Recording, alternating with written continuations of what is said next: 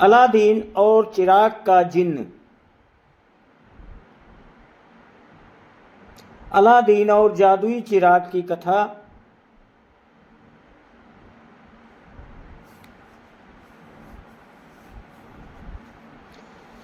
चीन की राजधानी में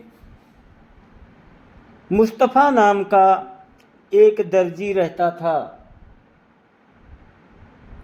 वो गरीब आदमी था और बड़ी कठिनाई से अपने परिवार वालों का पेट भरता था।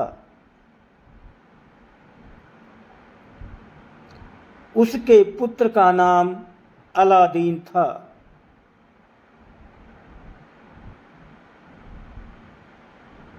वो कुछ काम काज नहीं करता था, सिर्फ खेल कूद में समय बिताता था।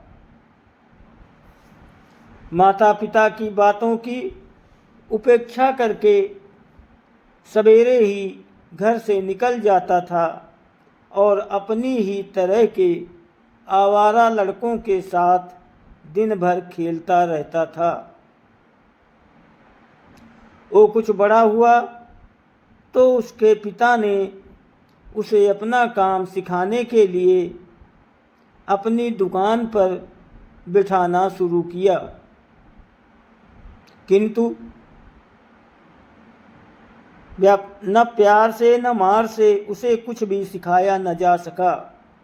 वो पिता की आंख बचाकर दुकान से भाग जाता और दिन भर खेल कूद में बिताकर शाम को घर लौटता और मार खाता। मुस्तफ़ा बहुत खींचता और परेशान होता कि मेरे मरने के बाद ये क्या करेगा। इसी चिंता में वो बीमार हो गया और कुछ महीनों बाद उसकी मृत्यु हो गई। अलादीन की माँ जानती थी कि अलादीन से दुकान न चल सकेगी। उसने दुकान बेच दी और रुई खरीदकर सूत काटने का धंधा करने लगी। बूढ़ी माँ के इस कष्ट का भी अलादीन पर कोई प्रभाव न पड़ा। जब वो उससे कुछ काम करने को कहती तो वो उससे गाली गलौज और झगड़ा करता। उसका साथ तो आवारा लोगों का था कि वो किसी भले आदमी की बात भी नहीं सुनता था। कुछ दिन और बीते। अलादीन 14 वर्ष का हो गया, किंतु उसमें बिल्कुल बुद्धि न आई।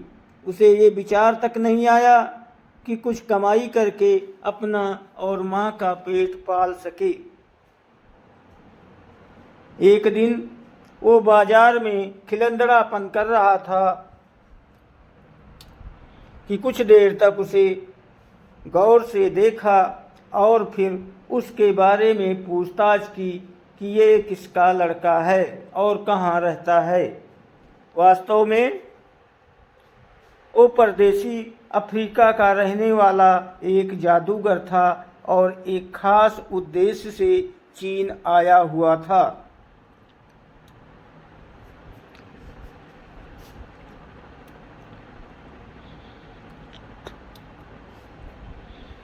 वो जिस काम के लिए आया था उसमें सहायता देने अलादीन को पाकर बड़ा वो बोला, बेटे तुम मुस्तफ़ा दर्जी के लड़के तो नहीं हो?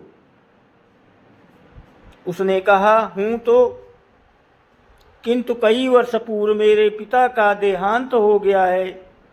ये सुनकर अजनबी ने उसे खींचकर अपने गले लगा लिया और खूब प्यार किया और आहें भरकर रोया। और इस पर उसे आश्चर्य हुआ और उसने पूछा कि तुम रो क्यों रहे हो? जादूगर आहें भरता हुआ बोला, हाय बेटा, क्या कहूँ। तुम्हारा पिता मेरा कई वर्षों तक देश विदेश की यात्रा करने के बाद चीन आने का उद्देश्य यही था कि मैं अपने बड़े भाई से मिलूं। मैं इस ख्याल से बहुत खुश था और मुझे विश्वास था कि इतने लंबे समय के बाद मुझे देखकर वे भी प्रसन्न होंगे। तुम्हारे मुंह से उनकी मृत्यु का समाचार सुनकर मुझे ऐसा दुख हुआ है जो कहा नहीं जा सकता। मेरे यहाँ आने का उद्देश्य तो मिट्टी में मिल गया और मार्ग का सारा श्रम वृथा हुआ। अब मेरी भगवान से प्रार्थना है कि तुम्हें लंबी उम्र दे। तुम्हारे पिता के सारे हाव भाव और चाल ढाल तुम में देखता हूँ। तुम्हारी शकल भी उनसे मिलती है। तुम्हें देखकर मुझे बड़ा संतोष होता है। ये कहकर उसने जेब से कुछ पैसे निकाले और उसे देकर कहा, बेटा, तुम्हारी माँ कहाँ रहती हैं? तुम उनसे मेरा सलाम कहना और कहना कल अवकाश मिलने पर मैं तुम्हारे घर अवश्य आऊँगा और फिर उस जगह पर बैठूँगा जहाँ भाई साहब बैठते थे और इस तरह मन को संतोष दूंगा। अलादीन ने उसे अपने घर का पता बता दिया। जादूगर के जाने के बाद अलादीन माँ के पास पहुँचा और बोला, अम्मा, क्या मेरे कोई चाचा भी थे? मेरे कोई चचा भी थे? माँ ने इससे इनकार किया तो वो बोला, अभी एक आदमी मुझसे कह रहा था कि मैं तुम्हारा चचा हूँ। जब मैंने उसे पिताजी के मरने की बात बताई तो मुझे गले लगाकर बहुत रोया और उसने मुझे बहुत प्यार भी किया और पैसे भी दिए। उसने तुम्हें सलाम कहा है और कहा है कि कल फुर्सत मिली तो आऊँगा और उस जगह बैठकर अपने मन को संतोष दूंगा जहाँ मेरा भाई बैठता था।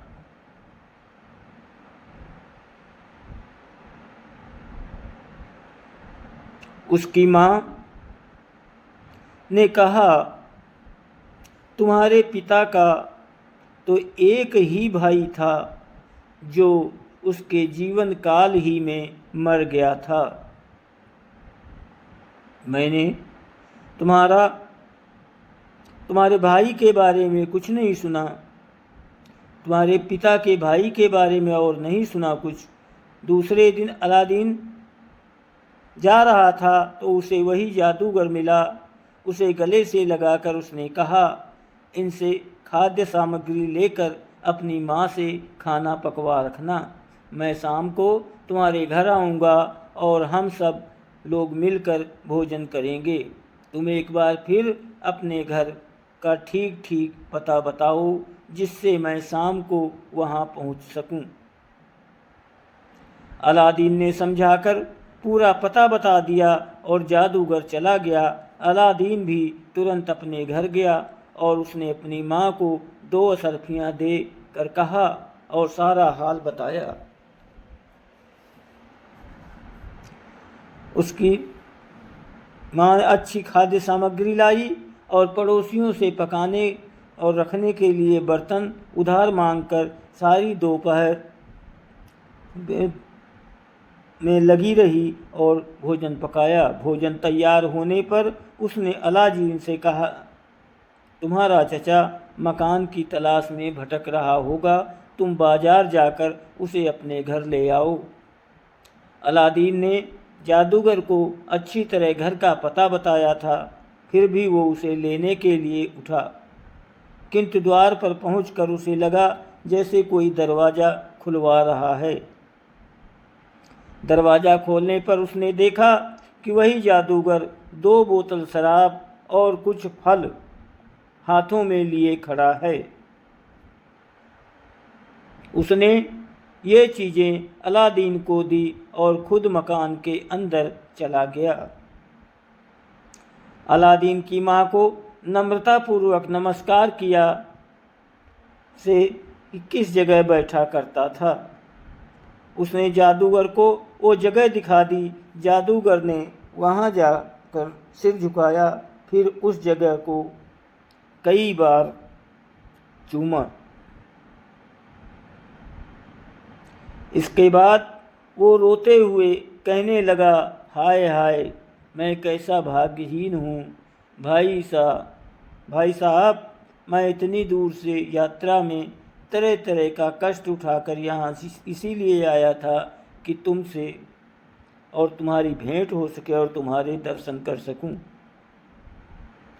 किंतु तुम्हारे दर्शन मेरे भाग्य में नहीं लिखे थे, पहले ही महायात्रा पर चले गए। अलादीन की माँ ने उसे सांत्वना दी और उससे कहा तो वो बोला, मैं अपने भाई की जगह कैसे बैठ सकता हूँ। अलादीन की माँ ने इस बारे में और आग्रह नहीं किया और कहा, जहाँ जी चाहे बैठो। वो एक जगह बैठ गया और उसने बातचीत शुरू कर दी। उसने कहा, भाभी, तुम्हें आश्चर्य तो हो रहा होगा कि ये कौन है, लेकिन मैं तुम्हें सारी बात बताए देता हूँ।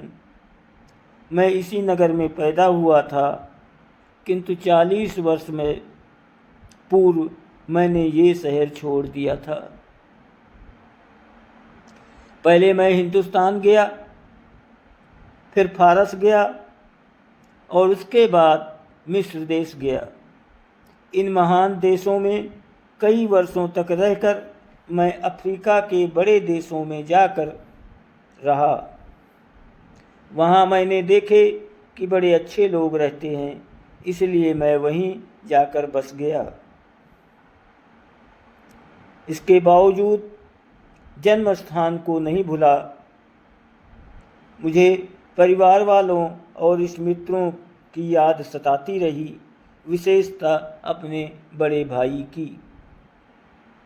मेरी सदैव आकांक्षा बनी रही कि जाकर उनसे मिलूं। इस बार मैंने अपना कारोबार गुमास्तों के सुपुर्द कर दिया और लंबी यात्रा करके यहाँ आया तो ये कुसमाचार मिला कि वे परलोकवासी हो गए हैं। इससे मुझे इतना दुख हुआ जिसका मैं वर्णन नहीं कर सकता। कितने दुख की बात है कि मैंने इतनी लंबी यात्रा करके सब कुछ बेकार कर दिया। खैर, मुझे अलादीन को देखकर तसल्ली हुई। चलो, भाई साहब की निशानी है, इसीलिए इसे पहली ही बार देखकर समझ लिया कि ये मेरे भतीजे के अलावा और कोई नहीं हो सकता। इसने तुम्हें यह भी बताया होगा कि इसके पिता की मृत्यु की बात सुनकर मुझे कितना रोना आया था। भगवान को धन्यवाद है कि मैंने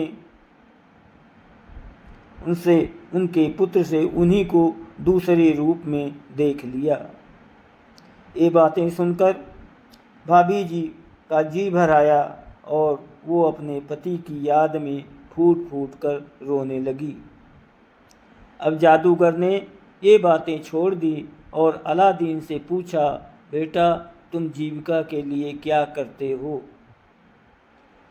तुमने कौन सा धंधा अपनाया है और कौन सा हुनर सीखा है? अलादीन ने शर्मा कर गर्दन झुका ली। उसकी माँ ने कहा, ये बिल्कुल निकम्मा है, ना कुछ सीखा है और ना कुछ सीख पाएगा। लेकिन इसने ना ही कुछ सीखा है। आपने भी इसे खेलते ही पाया होगा। आप इसे समझाएं कि कुछ ढंग की बात सीखे और इसे काम धाम मालूम हो। इसका बाप कोई जायदाद नहीं छोड़ के गया है। बेकार में सूखी रूखी का जुगाड़ करती हूँ। कई बार मैंने झुंझला कर चाहा कि इसे घर से निकाल कर बाहर करूँ ताकि भूखों मरने लग जाए तो कुछ शायद काम कर ले, लेकिन अपना ही पैदा किया हुआ बेटा होने की वजह से इसके साथ निर्दयता नहीं कर सकती। ये कहकर बुढ़िया फिर रोने लगी। अलादीन से कहा, बेटा, क्या तुम्हारी माँ ठीक कह रही है? इतने बड़े हो गए हो, तुम्हें चाहिए कि कोई व्यापार करो। जरूरी नहीं है कि कोई एक खास काम ही करो। जिस पेशे में तुम्हारा जी लगता हो वही शुरू करो। बात खुलकर मुझसे कहो। मुझसे जितनी भी मदद हो सकेगी मैं तुम्हारी मदद करूँगा। दोस्तों, वीडियो को लाइक और सब्सक्राइब ज़रूर करें। आपकी बहुत मेहरबानी होगी। आप सभी को बहुत बहुत धन्यवाद और प्रणाम।